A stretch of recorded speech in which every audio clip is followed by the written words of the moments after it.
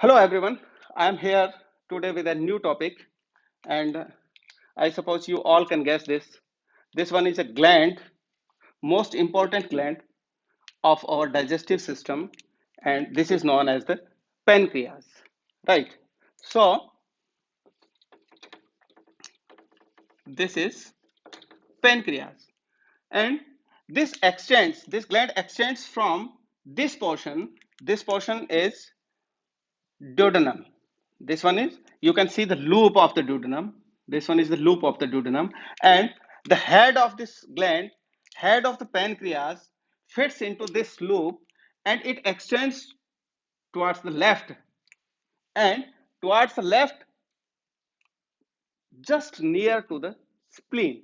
So it extends from the duodenum to the spleen. And this gland, this particular gland, is known as the pancreas. I have earlier said that this is a very important gland in the perspective of the digestive system. Why is it so? Because this gland is of a dual nature. This is soft gland, this is lobulated gland. A lot of lobules you can see within this gland, within the portion of this gland. And this, the more important, that this is a dual gland, means this has some exocrine functions as well as some endocrine functions also. So this is a dual gland. So first of all, come to the name. The name pancreas. Why it is termed as pancreas? Because in earlier days, this portion was known as a flesh, known as a piece of flesh.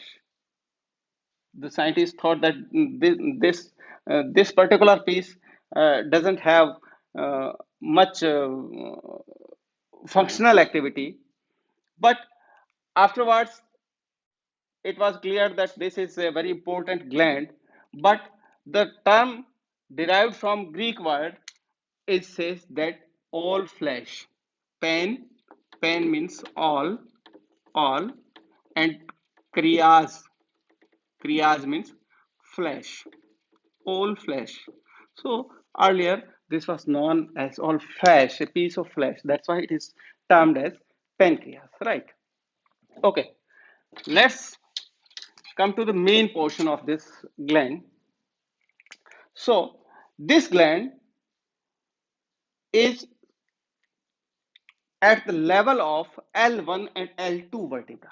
This is at the level of L1 and L means L for lumbar. This gland is extends at the level of lumbar vertebra 1 to lumbar vertebra 2. And as this gland also occupies some area of the abdominal cavity, that's why in respect of the abdominal quadrants, this is situated in the epigastrium. This is situated in the epigastrium, and you can see from here this extends towards the left. It extends towards the left. So the left part of the epigastrium, left from the epigastrium is left hypochondrium. So this is located in the epigastrium and the left hypochondrium, right? One more important thing about this gland, and you must know this, that this portion or this wide or this elongated portion transversely go through the periton, through the peritoneum, right? And this all portion remains behind the peritoneum, and that's why it is known as the partially retroperitoneal organ. However, this last portion comes in contact with the peritoneum directly, as it comes in contact with the spleen, hilum of the spleen. So some part of the left end is again becomes the intraperitoneal.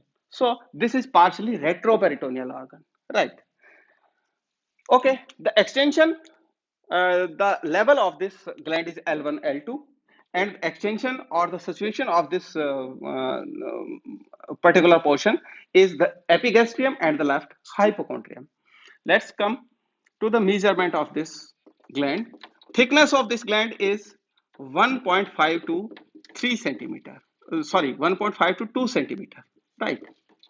It is 1.5 to 2 centimeter thick, and width of this width of this gland is just double of the thickness, and that would be 3 to 4 centimeter, right? So the thickness is 1.5 to 2 centimeter, and the width is 3 to 4 centimeter, while the length of this gland length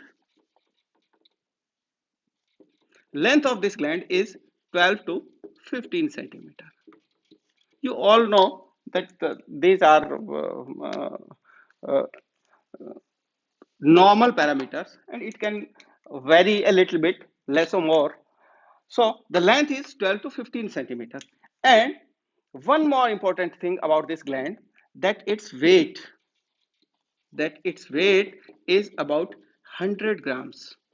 Its weight is about 100 grams. So the vital things: thickness 1.5 to 2 centimeter, the width 3 to 4 centimeter, and the length 12 to 15 centimeter, and the weight of this gland is around 100 grams.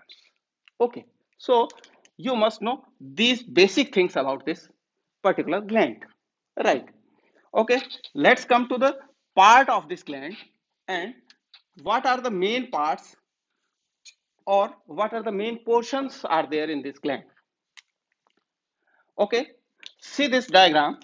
You can see one most dilated part. One most dilated part. This part fits into the concavity of this duodenum. This part fits into the loop of this duodenum, and this is known as the head of the pancreas. This part is known as the head of the pancreas, right? So this is head of the pancreas. Okay, left to this head, left to this head, there is a very constricted part. There is a very narrow part, narrow constricted part. And this particular part, which connects the head to this part of the pancreas. And this particular part is known as the neck. This particular part is known as the neck of the pancreas, right? And just left to this neck, the main elongated portion, that is the body of the pancreas. This one is the body of the pancreas, right? And sorry, the last part, and the last part means the last end, and this end is situated on which side? Left side. So this one is the left end of the pancreas. So the left end of the pancreas is known as the tail of pancreas. As the tail of the pancreas. Oh, tail of the pancreas. So pancreas has four main regions or four main parts, and these parts are: one, the right end, or the most right sided part, most elongated part, most wide part, and that which part that fits into the loop of the duodenum, and that is known as the head of the pancreas. And left to this head, there is a very constricted part, and that is known as the neck of the pancreas. And left to the neck, there is an elongated part, elongated portion. That portion runs superiorly and to the left, and that particular portion is known as the body of the pancreas. Right. And the most left end of the pancreas is known as the tail of the pancreas. Right. So these are the main parts of this gland. Okay. We will discuss these one by one. Let us start with the head. Okay. let us start with the head. So head, the things which you must remember about the head is that head, number one, head fits into the concavity of the duodenum. Number one. Number two, the most widest part, the most wide part of the gland. Number three, this part crosses the peritoneum. This part crosses the peritoneum, and that's why all the remaining portion of the pancreas, all the left sided portion of the pancreas, these are the neck and the body, these are retroperitoneal, and this one is the partially intraperitoneal, partially retroperitoneal. As a whole, this portion we count this is in retroperitoneal organ or the partial retroperitoneal organ. But the head pierces the or the head crosses the peritoneum. So this is the main thing. This is the main point which you must know about it. Right? Okay. Come to the next point. Surface. Surface. Okay. How many surfaces are there? One, you can see from this aspect, and you all know this one is the anterior view. So one surface you can see from anterior, and this surface is anterior surface. This surface is anterior surface. So one surface is anterior surface, and the next one is just behind to this anterior surface, or in anatomical term, we can say just posterior to this anterior surface, and that particular surface is known as the posterior surface. So that would be the posterior surface. So there are two main surfaces, or in a whole we can say there are only two surfaces in the head region, and that is one, the anterior surface, and the second one is the posterior surface. Right? Okay, let's come to the border. How many borders are there? Border. Clear? So if you can see from here, this one is anterior surface, and behind this is posterior surface, and in this region, in this particular region, both the anterior surface from this side, the posterior surface from behind, and they both joins here. They both unite together here, and here they will form a border, and this border, as this portion is situated superiorly to this gland, this portion is situated superior to this particular part, superior to this particular portion, and that particular portion is known as the head of the pancreas. So this would be the border of the head, and because it is situated superiorly, that's why it is called the superior border of the head region. This one is the superior border. So we have got one border, that is the superior border, and in the same manner, this anterior aspect or the anterior surface and the posterior surface both will unite together in this region also, in this region also, and as this is the most inferior portion of this head, this is the most inferior portion of the of this head, that's why this border is termed as, or this border is named as, the inferior border of the head of the pancreas. Inferior border of the head of the pancreas. Right? So the story doesn't end here. We have one more border, because not only these surfaces will unite together here and here, these both surfaces will unite from here to here, and the part which unite here in this region, because this region is neither superior nor inferior, so what will be called to this region as, this is the most right part of the, this is the most right part of the pancreas. and this portion is situated just left to the midline. This portion is situated just left to the midline, and away from the midline is known as the lateral. Away from the midline is known as the lateral. So, which lateral? This one is right lateral. This portion is right lateral portion, and that's why the border situated here, the borders occurs here, and this border known as the right lateral border. Right lateral border. So now we have got three borders. One is the superior border, second one is the inferior border, and the third one and last one is the right lateral border. That's why the head of the pancreas contains two surfaces, anterior and posterior, but three borders, anterior, posterior, and right lateral border. Correct? Okay.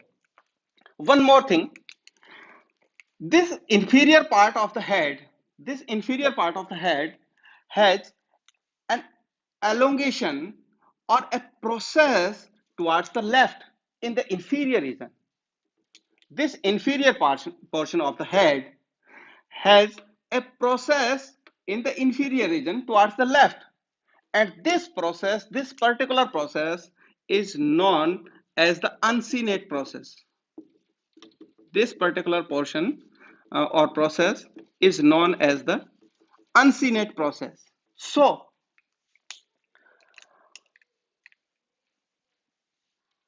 we have got one process in the head region. We have got one process, that is uncinate process. We have got two surfaces, the anterior and the posterior surface. We have got three borders, the superior border, the inferior border, and the right lateral border. Right, correct. So, this was all about the head region. Correct. Okay, let's go to the neck. Neck means this portion or the neck. You can remember these all by 1, 2, 3. One process, two surfaces, and three borders. 1, 2, 3. Right, correct. Next, the neck.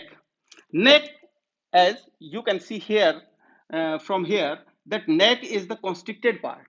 That is the constricted part. And this constricted part has a very short length, and its length would be around 2 centimeter. Its length would be 2 centimeters. So this neck portion, this neck portion actually, this portion is the intermediate portion, or this portion actually joins the head and the neck, both head and the body. So how much surfaces and borders are there in this portion? Oh, let's come to the surface.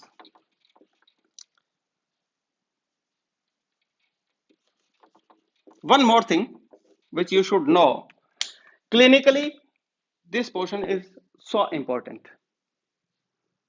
Why is it so? Because this portion is just anteriorly situated from the portal vein. So the portal vein is just behind this portion. The portal vein is just behind this portion. So clinically this portion has very much significance. Right. Let's come to the surfaces and border. So how much surfaces would be there? There would be two surfaces. There would be two surfaces.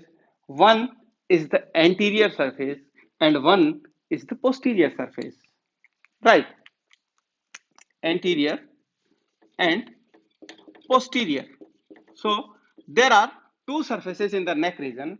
One more important thing which you should know about the neck region, that neck is the most anterior portion of the pancreas.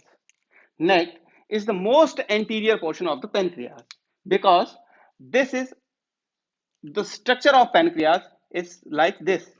So this region would be the most anterior portion of the region. So two basic significance are there in this portion. One, the most anterior portion, and second one, that it runs anterior to the portal vein, or portal vein is just posterior to this area.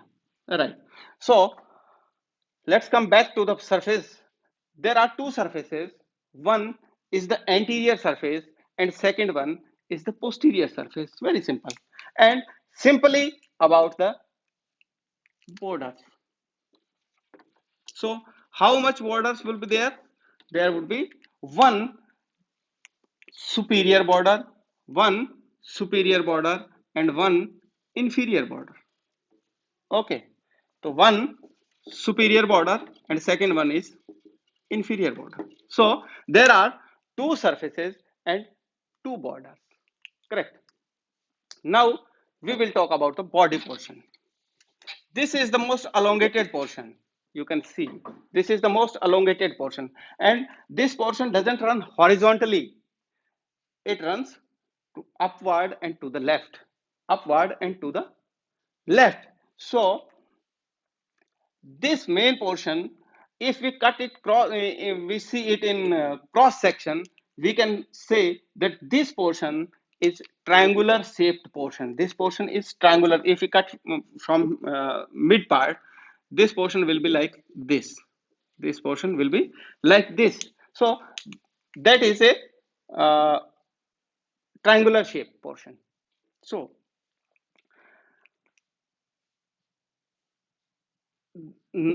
uh, so let's talk about the surface and borders of this area, like a surface. Okay. So how much surfaces would be there in the body region? One would be the anterior surface. Okay. Let's come to the borders first, so we can understand the surfaces. So how much borders would be there? If it is triangular shaped, so naturally we have three borders. We have three borders. One border would be the anterior, one border would be the anterior border, and one would be the inferior border, and one would be the posterior superior border, right? So we have three borders. If we can understand from here, this, the green dotted line, this would be the anterior border.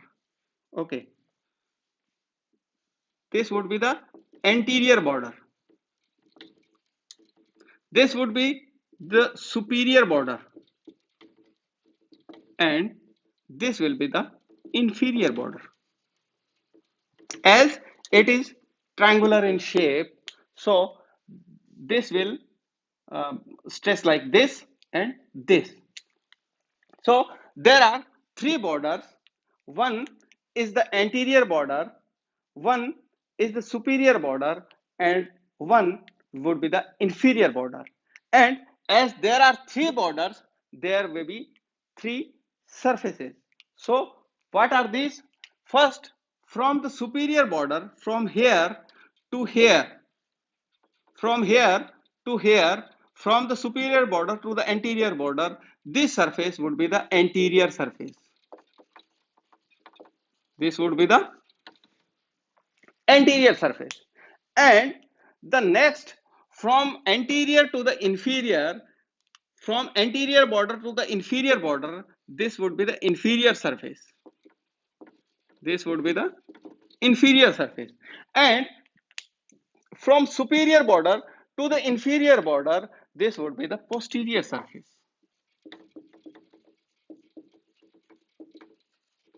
Right. This will be the anterior surface, this will be the inferior surface, and behind these there would be a posterior surface. So there are three borders, anterior, superior, and inferior, and there are three surfaces, anterior, posterior, and inferior. Right.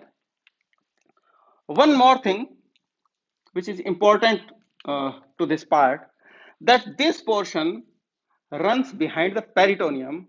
As this portion runs behind the peritoneum, that's why you can say that on its anterior or inferior surface, both surfaces, on its anterior and inferior surface, these anterior to these surfaces are the peritoneum.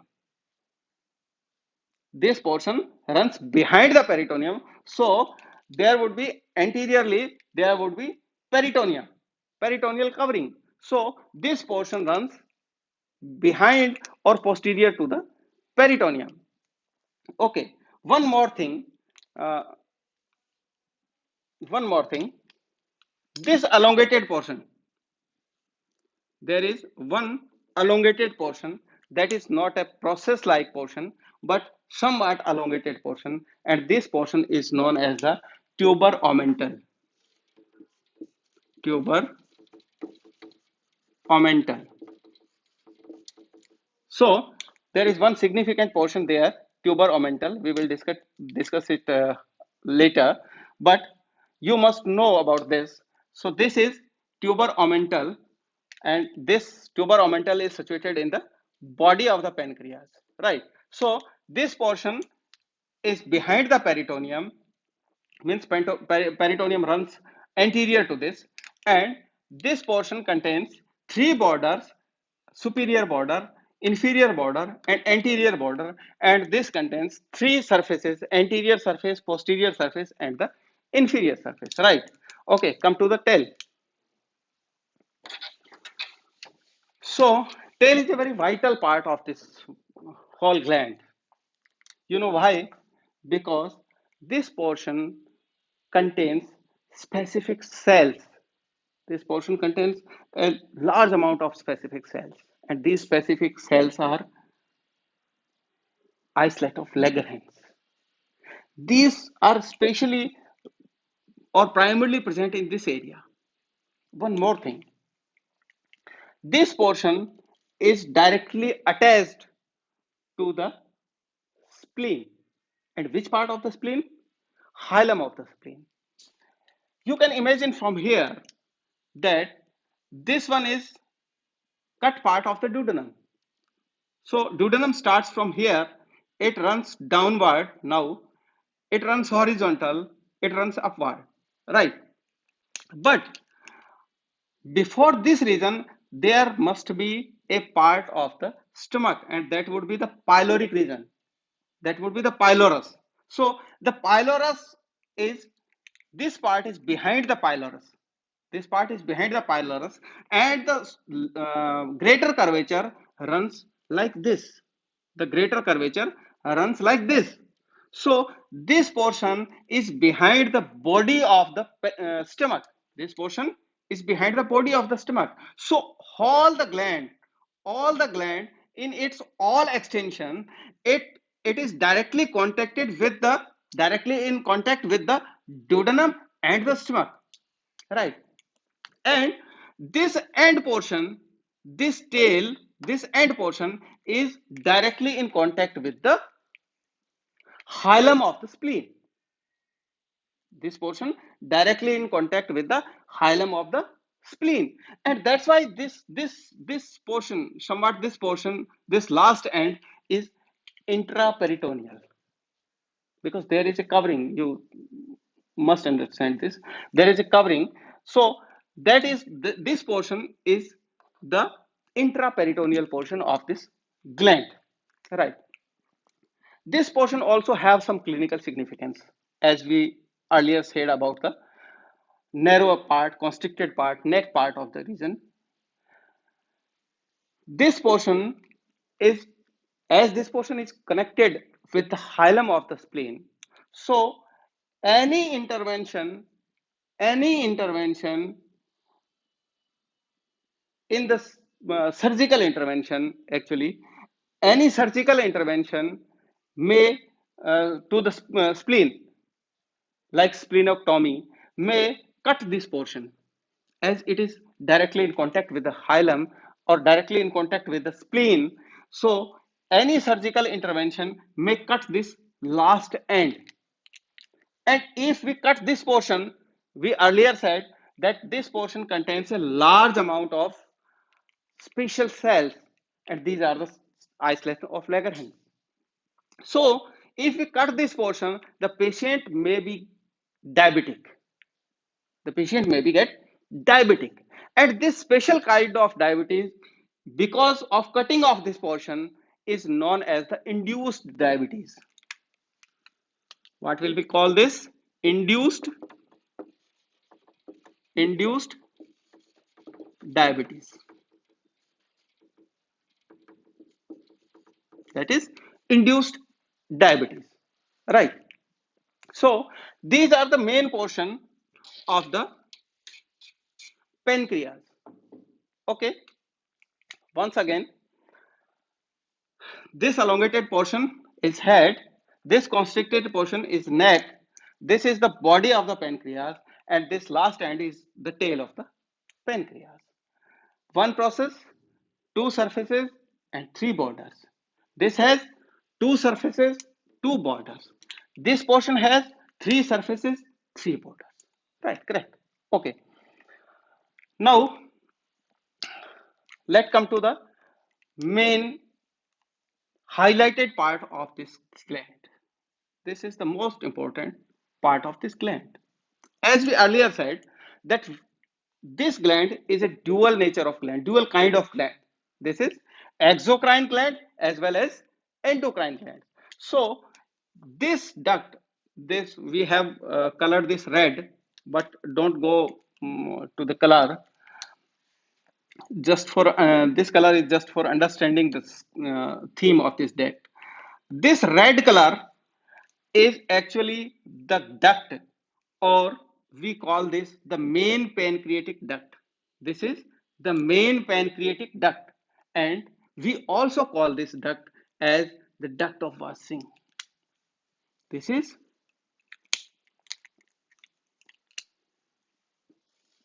this one is main pancreatic duct. This duct is known as the main pancreatic duct, or the duct of Warsing, Wirhung, the duct of Warsing. So this one is the main pancreatic duct. You can see here some smaller duct which arises from the body part of the pancreas, drains into this main duct, and this main duct runs almost in the center of the pancreas. It runs almost in the center of the pancreas and runs right side towards the head of the pancreas. And here in this region, it may divide into two parts, or it may divide into two portions. One is the large main duct, and second one is the accessory pancreatic duct. This one is the accessory pancreatic duct.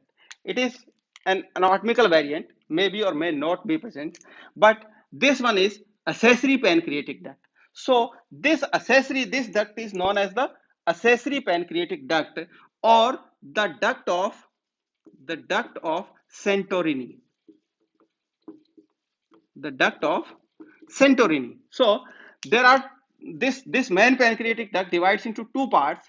One is the main portion, the duct of Wasing, or the main pancreatic duct, and the second one is the accessory pancreatic duct, and that accessory pancreatic duct is known as the duct of Santorini. Right. One more important thing, this duct drains the content into the duodenum, right? But here you can see the green color diagram. So what are these? This one is gallbladder, right? This one is gallbladder, and above from this duct there are two ducts, one coming from this side, second coming from this side. More specifically, one coming from the left side and second coming from the right side. So these are the ducts of the liver. These are the ducts of the liver. So both these ducts are coming from the specific lobes of the liver. So coming from the left side is the left hepatic duct. Coming from the left side is the left hepatic duct. And coming from the right side or coming from the right lobe of the liver, that is right hepatic duct.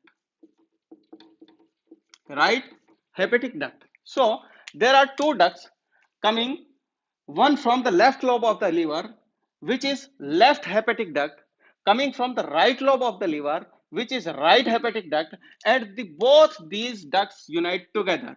Both these ducts unite together and they form common hepatic duct. They form common hepatic duct. Right. After a short distance, one more duct joins the common hepatic duct, and this duct coming from the gallbladder, this one is gallbladder, gallbladder. One duct coming from the gallbladder also join the common hepatic duct. Also join the common hepatic duct. Now, this common hepatic duct is termed as the bile duct. Now, this common duct is termed as the bile duct. The bile duct. So, again, left hepatic duct and right hepatic, left hepatic duct coming from the left lobe of the liver, right hepatic duct coming from the right lobe of the liver, they both unite together to form the common hepatic duct, and cystic duct joins the common hepatic duct, and after this it becomes the bile duct. Now what will happen to this bile duct? Okay, this duct will come, and one more thing, this main pancreatic duct is more prominent in the posterior portion. Okay, if you see live in some pancreas, this can be more easily visual from the posterior portion. So this will run posteriorly, and it runs parallel to the main pancreatic duct or the duct of Watson. One important thing, it runs parallelly to the main pancreatic duct. It doesn't unite with these duct, and both these duct will penetrate the wall of the duodenum separately. These both duct will penetrate this duodenal wall separately, and after penetrating they form an ampulla. Penetrating they form an ampulla, and this ampulla is known as the this particular ampulla is known as the hepatopancreatic ampulla. This ampulla is known as the hepatopancreatic ampulla, or the ampulla of Vater. The ampulla of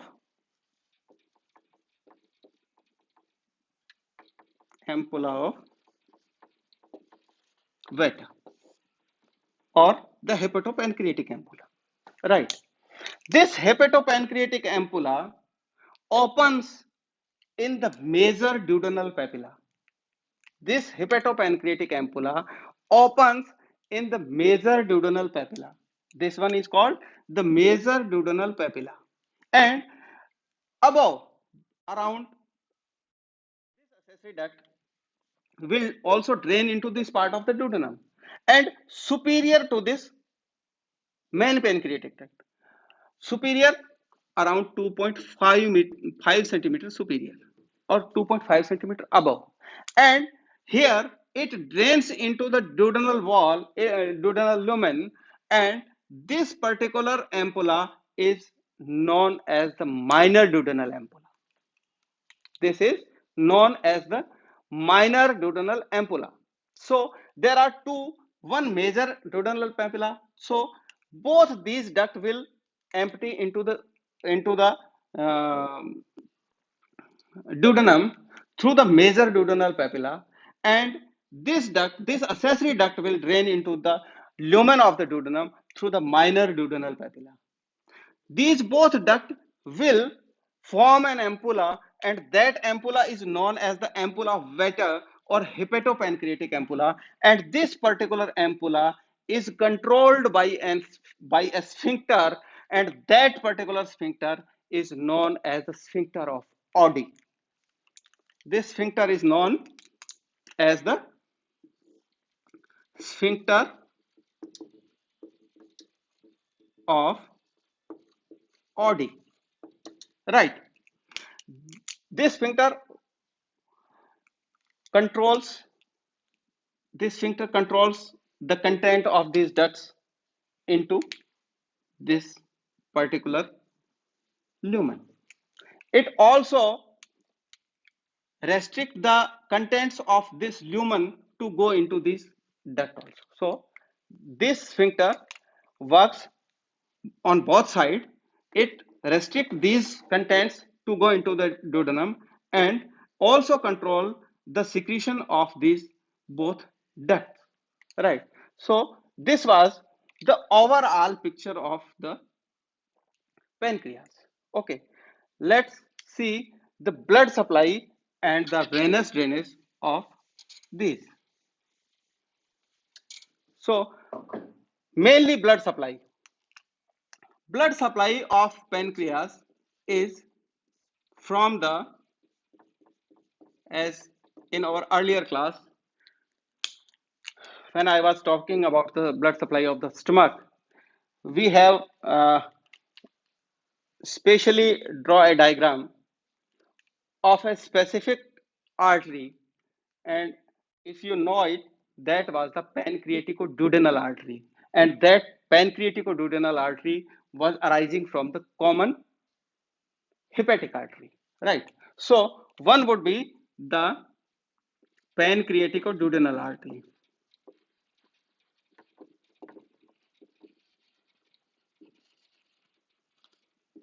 and second second branch, which were which was arising from the celiac trunk and running behind the stomach towards the spleen, and that was known as the splenic artery. That was the splenic artery. So the second artery would be the splenic artery.